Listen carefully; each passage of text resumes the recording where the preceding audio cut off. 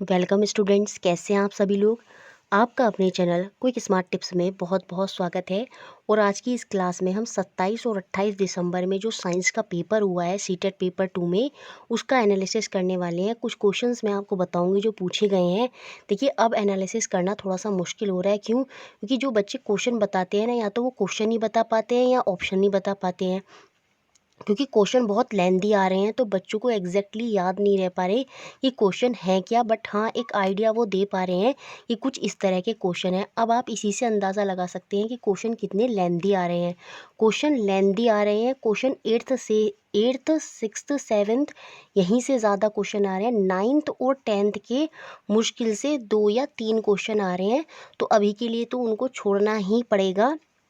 बाकी जब हम आगे तैयारी करेंगे तो 9th-10th को भी कंसिडर करेंगे। तो उसको लेकर परेशान ना हो। बहुत से बच्चे या बहुत जगह बोल रहे हैं कि बड़ी क्लासेस से आ रहा है। देखिए, 9th-10th से नहीं आ रहा अभी भी ज़्यादा। मैंने बहुत चेक किया 9th-10th से, उनसे एनसीईआरटी के क्वेश्चन जब आप देखेंगे ना तो वो बहुत डिफरेंट है। वहाँ से क्वेश्चन नहीं है। क्वेश्चन एक्चुअली में हो क्या रहा है, क्लास 8 की एनसीईआरटी के अलावा जो साइड बुक्स आती है ना, वहाँ से क्वेश्चन आ रहे हैं। क्योंकि वहाँ पर कुछ एक्स्ट्रा पॉइंट्स मिल जाते हैं हमको। जब हम क्लास 8 तक की बुक देखते हैं तो क्वेश्चन वहाँ से लिए जा रहे हैं, लेकिन क्वेश्चन हैं 8th लेवल तक के ही। लेकिन डीपली क्वेश्चन है और क्वेश्चन बहुत लेंदी है। पूरा फ्रेम कर कर कर क्वेश्चन आ रहे हैं और उसमें भी फिर ऑप्शन भी सीधे साधे ऑप्शन नहीं है। ऑप्शन भी बहुत ही घुमावदार ऑप्शन दे रखे हैं। तो वहाँ बच्चे बहुत कंफ्यूज हो रहे हैं। इसलिए प्लीज़ ये हम्बल रिक्वेस्ट है, डीपली थ्योरी जो पढ़ाई है 28 क्लासेस में 31 टॉपिक, वो यहाँ पर आपका काम आने वाला है। जिसने डीपली थ्योरी पढ़ी है वो यहाँ पर अभी भी मुझे लगता है अच्छा स्कोर कर लेगा। पैडागोजी के लिए बच्चे बोल रहे हैं कि वो ठीक आ रही है।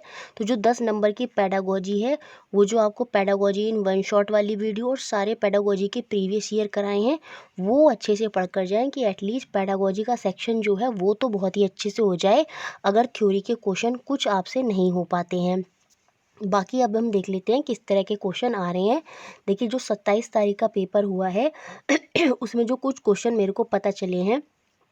एक क्वेश्चन यहाँ पर पूछा गया, एक ऑर्गन का नेम बताना है जो हमेशा बढ़ता है। तो देखिए, ऑर्गन की बात हो रही है। देखिए, जो बाल होते हैं, बाल और हमारे जो नाखून होते हैं वो बढ़ते हैं, लेकिन वो हमारे ऑर्गन में कंसिडर नहीं किए जाएंगे। तो जब ऑर्गन की बात कर रहा है जो हमेशा बढ़ते हैं, तो वहाँ पर आपका आंसर आइज़ और या फिर ईयर होना चाहिए। अब वो डिपेंड करेगा कि ऑप्शन क्या दे रखा था, तो आँख या कान, ये तो आपका आइज़ या ईयर वहाँ पर हो जाएगा। फिर एक क्वेश्चन बच्चों ने बताया कि डबल रोटी जो होती है उसमें कौन सी गैस वहाँ पर रिलेट होती है।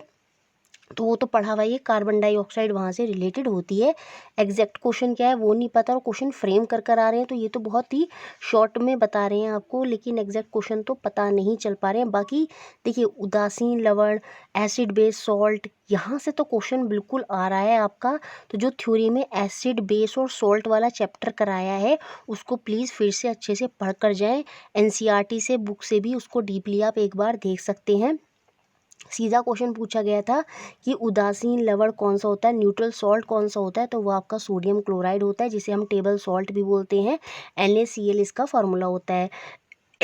उसके अलावा जो क्वेश्चन था, मसल दैट नेवर रेस्ट, तो यहाँ पर तो आसान था। वो कौन सी मसल्स है जो कभी रेस्ट नहीं करती। थोड़ा लॉजिकली वहाँ पर सोचिए, हमारी हार्ट जो है वो कभी रेस्ट नहीं करता, तो उसी से रिलेट करती हुई मसल होगी, वो होगी आपकी कार्डिक मसल। और तो कार्डियोलॉजी जो होती है वो भी हार्ट से संबंधित होती है, तो वहाँ से भी आप कनेक्ट कर कर यहाँ पर आंसर कर सकते थे।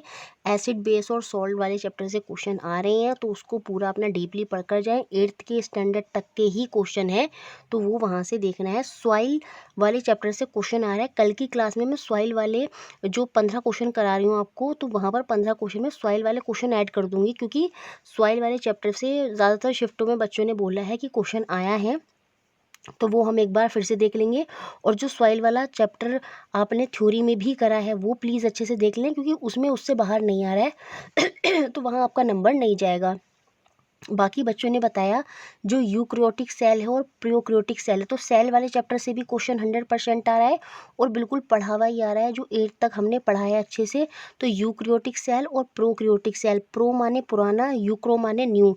तो प्रोक्रियोटिक सेल तो आपके बैक्टीरिया और एल्गी में होते हैं, जहाँ पर आपका वेल डिफाइंड न्यूक्लियस जो केंद्रक है वो नहीं होता, जबकि जो यूक्रियोटिक सेल होते हैं उनमें आपका केंद्रक जो न्यूक्लियस है वो होता है। तो क्वेश्चन कुछ इस तरह से था कि किस में यूक्रियोटिक सेल नहीं होगा, तो वहाँ पर फिर बैक्टीरिया या एल्गी ही हो जाता।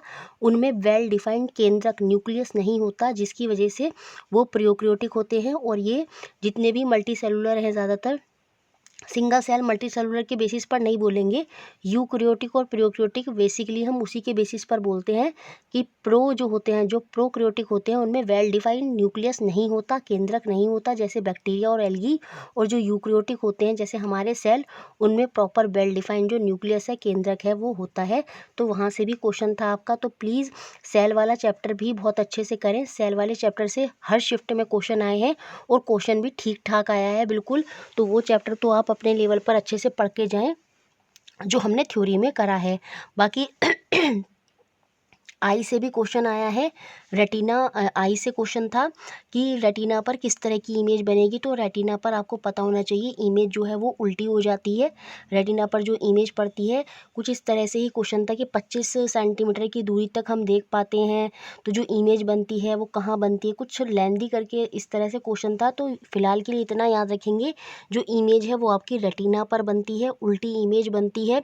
तो वो सारा आपको अच्छे से याद रखना है। जो हमने थ्योरी में पढ़ा है वहाँ से क्वेश्चन काफ़ी सारे हैं।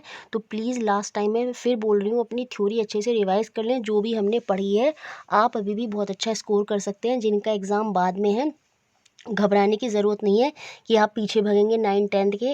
अपनी थ्योरी को ही अच्छे से पढ़ कर जाएँ, वहाँ से आप अच्छा स्कोर कर लेंगे।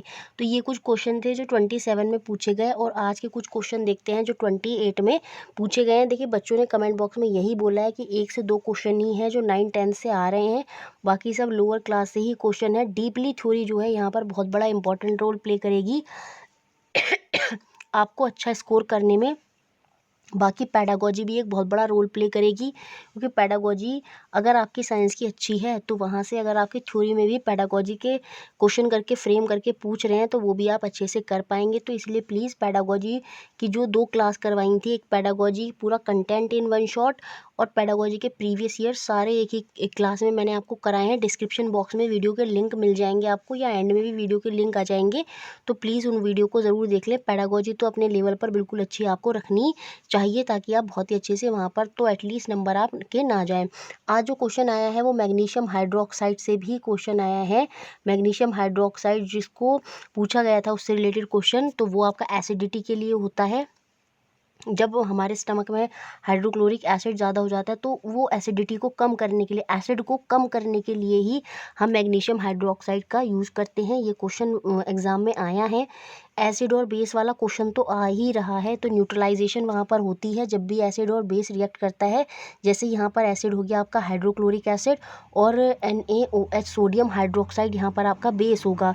तो क्वेश्चन आया था कि जब सोडियम हाइड्रोक्साइड और आपका HCl हाइड्रोक्लोरिक एसिड, इन दोनों की रिएक्शन होती है तो क्या फॉर्म होता है। तो देखिए वहाँ पर आंसर होना था कि कोई गैस वहाँ पर फॉर्म नहीं होती। क्वेश्चन में था कौन सी गैस बनेगी, तो गैस वहाँ पर नहीं बनती, क्योंकि हमको पता है कि जब एसिड, अम्ल और बेस मतलब क्षारक दोनों रिएक्शन करते हैं, एसिड यहाँ पर ये होगा हाइड्रोक्लोरिक एसिड, और बेस यहाँ पर होगा आपका सोडियम हाइड्रोक्साइड। तो न्यूट्रलाइजेशन रिएक्शन होती है, उदासीन वहाँ पर हो जाता है और हमको क्या मिलता है, हमको सॉल्ट मिलता है, जो जैसे सोडियम क्लोराइड हो गया है ना, तो हमको सॉल्ट वहाँ पर मिलता है। साथ में जो वाटर है वो रिलीज़ होता है। क्या रिलीज़ होता है, H2O वाटर रिलीज़ होता है। और साथ में हीट भी प्रोड्यूस होती है। क्या प्रोड्यूस होती है, हीट, जो ऊष्मा होती है वो प्रोड्यूस होती है। तो कोई गैस यहाँ पर हम नहीं कहेंगे जो प्रोड्यूस होगी, तो इसलिए आंसर होना था no gas will be formed. उसके अलावा आपका जो सोलर सिस्टम वाला चैप्टर है वहाँ से भी क्वेश्चन कुछ शिफ्टों में आ रहे हैं। मीटेओराइट से क्वेश्चन था आज, तो मीटेओराइट्स आपके क्या हैं, these are the leftover object in the space. यहाँ पर मैंने शॉर्ट में इसलिए लिखा है क्योंकि मैंने आपको जब टॉपिक सीरीज़ पढ़ाई है, मतलब जो हमने क्लासेस करी थी 28 क्लासेस में 31 टॉपिक, उसमें मैंने आपको सोलर सिस्टम पढ़ाया था। आपको डिस्क्रिप्शन बॉक्स में पूरा लिंक मिल जाएगा, वहाँ से आप देख सकते हैं। तो वहाँ पर आपको लिखा मिल जाएगा। तो वहाँ पे हमें सोलर सिस्टम करा है और ऊपर आई बटन में भी लिंक आ रहा होगा सोलर सिस्टम वाली वीडियो का। तो पर्टिकुलर आप सोलर सिस्टम वाली क्लास देखेंगे तो वहाँ पर मैंने अच्छे से समझाया था कि मीटेओराइट्स भी क्या होते हैं और आपके मीटियोर्स क्या होते हैं, कॉमेट्स क्या होते हैं, वो सब भी हमने अच्छे से पढ़े थे। तो वहाँ से भी एक क्वेश्चन आपके एग्ज़ाम में आया है। उसके अलावा मेटल की प्रॉपर्टीज़ से क्वेश्चन आ रहा है। मेटल की प्रॉपर्टीज़ तो आपको पता है, डक्टाइल होते हैं, मैलेबिलिटी होती है। तो मेटल की प्रॉपर्टी से क्वेश्चन आ रहा है। एनसीईआरटी में सारी प्रॉपर्टीज़ अच्छे से पढ़ी हैं तो उनको अच्छे से रिवाइज़ कर कर जाएँ। तो मेटल की प्रॉपर्टी से क्वेश्चन आपको देखने को मिलेगा। एक क्वेश्चन था, ज़्यादा पकाने से कौन सा विटामिन नष्ट हो जाता है। तो विटामिन से क्वेश्चन तो हर शिफ्ट में आ रहा है। विटामिन से रिलेटेड नेट पर जितने भी क्वेश्चन मिल जाएँ उनको एक बार देख लें। तो ज़्यादा पकाने से कौन सा विटामिन नष्ट हो जाता है, तो वो आपका विटामिन सी यहाँ पर आंसर सही होगा। उसके अलावा बच्चों ने बताया कि कॉनकेव लेंस से डायरेक्ट क्वेश्चन था, उसमें कुछ ज़्यादा घुमावदार नई चीज़ें थी।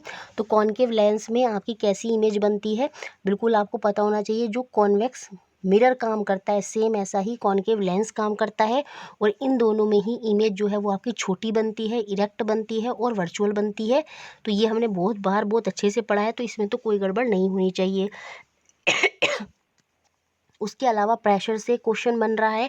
तो इस तरह से कुछ क्वेश्चन है जो बच्चों ने मेरे को बताए हैं, जो मेरे को अब तक समझ में आए। बाकी बच्चे क्वेश्चंस तो बता रहे हैं लेकिन एग्जैक्ट प्रॉपर समझ में नहीं आ पा रहे हैं कि वो कहना क्या चाह रहे हैं। बट क्वेश्चन इसी तरह के हैं, ऐसा नहीं है कि आप ये कहेंगे कि थ्योरी से क्वेश्चन नहीं है, जो हमने पढ़ा है सब कुछ बिल्कुल बेकार है। नहीं, 60 to 70% आपका काम हो जाएगा पेडागोजी को इंक्लूड करके। 30% तो वाकई में ये मानना पड़ेगा कि इस बार पेपर नहीं हो पाएगा। उसको एक्सेप्ट करने में कोई बुराई नहीं है। उसको हम आगे अपना अच्छे से देखेंगे कि किस तरह से और चीज़ें हमें आगे बढ़ानी होंगी। बाकी अपने स्तर पर जैसे पहले क्वेश्चन आते थे वो लेवल पर हमने अच्छे से तैयारी की और उसका बेनिफिट आपको ज़रूर मिलेगा। बाकी जब पेपर चेंज होता है और इन्होंने पैटर्न बहुत ज़्यादा चेंज कर दिया है तो वो तो फिर सभी के लिए नुकसान होगा। तो उसमें अब आपको परेशान होने की ज़रूरत नहीं है, पर जितना आता है उतना अच्छे से करें, अपने पे बिलीव रखें, अपनी थ्योरी पर बिलीव रखें। जो प्रैक्टिस कराई है वो अच्छे से अपना पूरा प्रॉपर याद रखें। तो ये पूरा एनालिसिस मैंने आपको बताया जो 27-28 में साइंस से रिलेटेड क्वेश्चन थे। चैनल से जुड़े रहें और जितनी भी इंपॉर्टेंट अपडेट्स आती हैं उनसे बिल्कुल जुड़े रहना है और थ्योरी अपनी अच्छे से रिवाइज़ कर लें। चलिए, इतना ही मेरे को बताना था आपको।